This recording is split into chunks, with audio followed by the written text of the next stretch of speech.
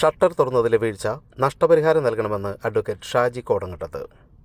പീച്ചി ഡാമിലെ ഷട്ടറുകൾ തത്വദീക്ഷയില്ലാതെ അനിയന്ത്രിതമായി ഉയർത്തിയത് പാണഞ്ചേരി പഞ്ചായത്തിലും തൃശൂരിലും വൻ പ്രളയത്തിന് കാരണമായി.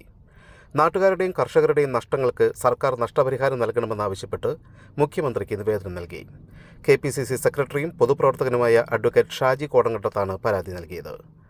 ഡാം ഇത്തവണ തുറന്നതിൽ വൻ വീഴ്ചയാണ് ഭരണകൂടത്തിന് സംഭവിച്ചത്. പീച്ചി ഡാമിനോടുള്ള സർക്കാർ അവഗണന ഇക്കാര്യത്തിൽ വ്യക്തമാണ്. പീച്ചിക്ക് മാത്രമായുള്ള എക്സിക്യൂട്ടീവ് എഞ്ചിനീയർ തസ്തിക ഒഴിഞ്ഞുകിടക്കുകയുമാണ്.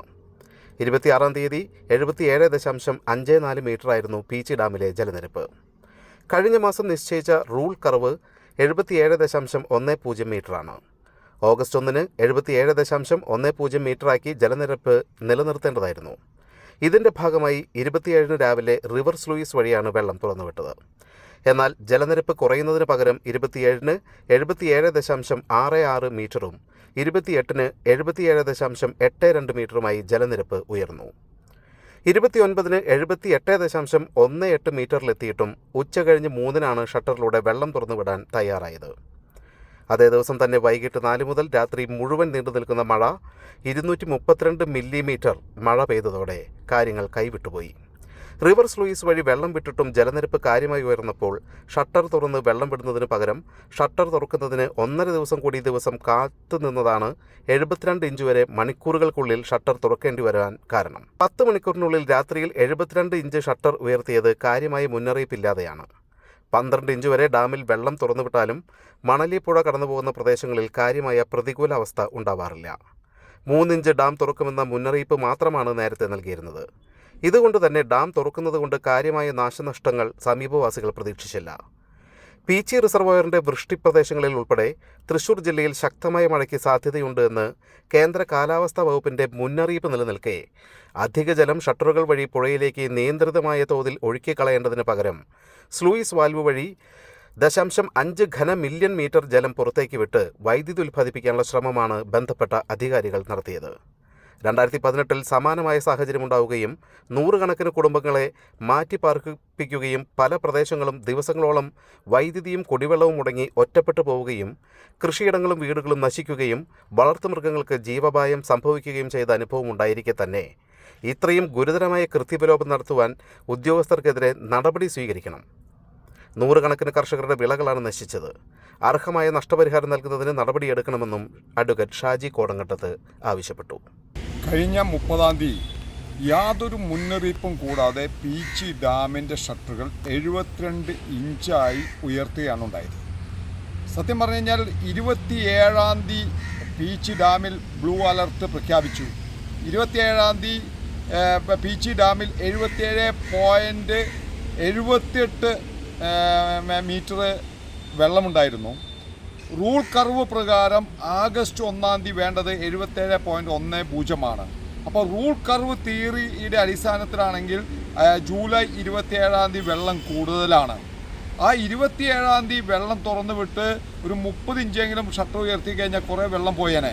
അതിന് പകരം വൈദ്യുതി ഉൽപ്പാദനത്തിന് വേണ്ടി മാത്രം വെള്ളം വിട്ടുകൊടുക്കുകയും ഷട്ടർ തുറക്കാതിരിക്കുകയും ചെയ്തു. സെൻട്രൽ മെട്രോളജിക്കൽ ഡിപ്പാർട്ട്മെൻറ്റിൻ്റെ മുന്നറിയിപ്പ് 25-ാം തീയതി ലഭിച്ചിട്ടുണ്ട്, 27-ാം തീയതി ലഭിച്ചിട്ടുണ്ട്. കേരളത്തിൽ ശക്തമായ മഴയുണ്ടാവുമെന്ന് പ്രഖ്യാപിക്കുകയുണ്ടായി അവർ. ആ സെൻട്രൽ മെട്രോളജിക്കൽ ഡിപ്പാർട്ട്മെൻറ്റ് പറഞ്ഞപ്പോൾ മഴ വരും, നീരൊഴുക്കുണ്ടാവും, കാടിൽ മഴ പെയ്യും, പീച്ചിയുടെ വൃഷ്ടിപ്രദേശത്ത് മഴ പെയ്യും, ഡാമിലേക്ക് വലിയ കുത്തൊഴുക്ക് വെള്ളത്തിൻ്റെ ഉണ്ടാവുമെന്ന് മനസ്സിലാക്കിയിട്ട് പോലും 27-ാം തീയതി ഡാം തുറന്നില്ല, 28-ാം തീയതി തുറന്നില്ല. 29-ാം തീയതി ഞങ്ങൾ അന്വേഷിച്ചപ്പോൾ പറഞ്ഞ ഇറിഗേഷൻകാർ രാത്രി 8 മണിക്ക് തൃശ്ശൂർ ജില്ലയെക്കുറിച്ച് പഠിച്ചു വരുന്ന കലക്ടറെ എടുത്ത് പറഞ്ഞു 25 ഇഞ്ച് തുറക്കുമെന്ന് അദ്ദേഹത്തിനോട് പറഞ്ഞു. അദ്ദേഹം 12 ഇഞ്ച് തുറക്കാൻ അനുമതി കൊടുത്തു. രാത്രി 29-ാം തീയതി രാത്രി 9 മണിക്കാണ് ഈ 12 ഇഞ്ച് മാത്രമാണ് പീച്ചി ഡാമിൻ്റെ ഷട്ടറുകൾ തുറക്കുന്നത്. ആദ്യം 3 തുറന്നു, പിന്നെ അത് 12 ഇഞ്ചാക്കി മാറ്റി. ആ സമയത്ത് ശക്തമായ മഴയുണ്ട്. 29-ാം തീയതി മഴയുണ്ട്, 27-ാം തീയതി 28-ാം തീയതി നല്ല രീതിയിലുള്ള മഴ തൃശ്ശൂർ ജില്ലയിൽ ലഭിച്ചിട്ടുണ്ട്. അതിനുശേഷം 30-ാം തീയതി പുലർച്ചെ 25 ഇഞ്ച് തുറക്കുകയും വെറും വളരെ കുറച്ച് സമയത്തിനുള്ളിൽ തന്നെ 72 ഇഞ്ച് തുറന്നിട്ടുണ്ട്. 72 ഇഞ്ച് തുറക്കുകയാണെങ്കിൽ ചരിത്രത്തിൽ ആദ്യമായിട്ടാണ് പീച്ചി ഡാമിൽ ഇതുപോലെ ഒരു ഷട്ടർ തുറക്കുന്നത്. ഒരാൾക്ക് മുന്നറിയിപ്പ് കൊടുത്തില്ല. പീച്ചിയുടെ പല പ്രദേശത്തുള്ള ആളുകൾ, പുത്തൂരുള്ള ആളുകളൊക്കെ ഉടുവസ്ത്രം വെച്ചുകൊണ്ടാണ് വീട്ടിൽ നിന്ന് ഇറങ്ങി ഓടേണ്ടി വന്നത്. അത്രയ്ക്കും പെട്ടെന്നാണ് വെള്ളം വന്നത്. പീച്ചി, പുത്തൂര്, കണ്ണാറ, പാണഞ്ചേരിയുടെ വിവിധ പ്രദേശങ്ങളെല്ലാം തകർത്ത് തരിപ്പണമായിരിക്കുകയാണ്. ആയിരങ്ങളാണ് ഇന്ന് പല അഭയകേന്ദ്രങ്ങളിൽ താമസിക്കുന്നത്. അതുപോലെ തന്നെ തൃശ്ശൂർ കോർപ്പറേഷൻ്റെ Chembukkavu, Kunduvara, museum cross line, Vyloppilly Nagar, Ayyanthole അടക്കമുള്ള പ്രദേശത്ത് മുഴുവൻ വെള്ളത്തിലേക്ക് ആഴ്ത്തിവിട്ടത് ഈ പീച്ചി ഡാമിലെ അധികൃതരുടെ കുറ്റകരമായ അനാസ്ഥയാണ്. അതുകൊണ്ടാണ് ഞങ്ങൾ ആദ്യം തന്നെ പറഞ്ഞത് ഇതിൽ വലിയ അന്വേഷണം നടത്തണമെന്നാവശ്യപ്പെട്ടുകൊണ്ട് ഞങ്ങൾ പരാതി കൊടുത്തു. ഇപ്പോൾ കലക്ടർ അന്വേഷണം പ്രഖ്യാപിച്ചിട്ടുണ്ട്. മാത്രമല്ല ഞങ്ങൾ മുഖ്യമന്ത്രിക്ക് പരാതി കൊടുത്തിട്ടുണ്ട്, ഇറിഗേഷൻ വകുപ്പ് മന്ത്രിക്ക് പരാതി കൊടുത്തിട്ടുണ്ട്. കേരളത്തിലെ രണ്ടാമനായ റവന്യൂ മിനിസ്റ്റർ നിയോജകമണ്ഡലത്തിലെ ഡാമിൻ്റെ മാനേജ്മെൻറ്റ് ഇത്തരത്തിലാണെങ്കിൽ കേരളത്തിലെ മറ്റ് ഡാമുകളുടെ സ്ഥിതി എന്തായിരിക്കും? അത് അശാസ്ത്രീയമായിട്ടാണ് ഡാം തുറന്നിട്ടുള്ളത്.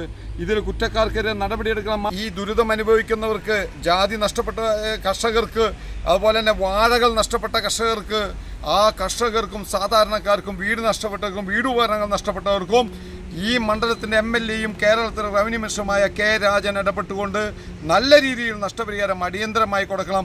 ഇനി ഈ തരത്തിലുള്ള ദുരിതം ആവർത്തിക്കാതിരിക്കാൻ നടപടിയെടുക്കണം. ഈ ദുരിതത്തിന് കുറ്റകരമായ അനാസ്ഥ കാണിച്ചവർക്ക് നടപടിയെടുക്കാൻ ഈ മന്ത്രി കെ രാജൻ തയ്യാറാവണം.